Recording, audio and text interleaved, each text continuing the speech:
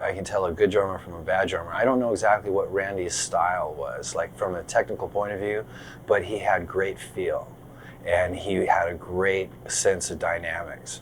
And when he was playing it, he visually, I mean, had this thing going that interacted with what you were hearing, and what you were seeing was the genuine article, you know?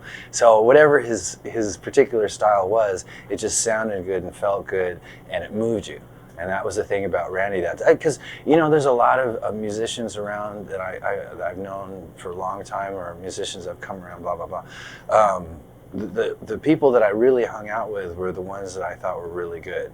Those are the ones that seemed to be doing it for all the right reasons, because they had it in their heart and they knew what they wanted to do, and they had a passion for it. And that's one of the reasons I liked Randy. Besides him being just a congenial person, you know, he was also really fucking true to form as far as being a drummer. So that's pretty much how I remember Randy all the way through. Randy. And I used to hang out with him just to get grounded, because with Guns, you know, there was a whole stadium rock thing that just never really sat well with me. I didn't mind doing, I love playing in front of those kinds of crowds, but it changed the band a little bit and made Axl very complicated and this and that and the other. So I'd hang out with Randy. Anyway, eventually I ended up quitting Guns as a result of it getting to the point where it just wasn't what it was when it started. And I was in this band called Snake Pit, and it was the second record.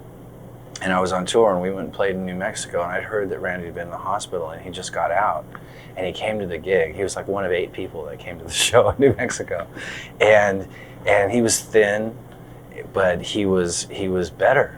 And I thought, oh, you know, it's great to see you. You know, we reminisced a little bit, and all that kind of stuff. And then it was just a shock later.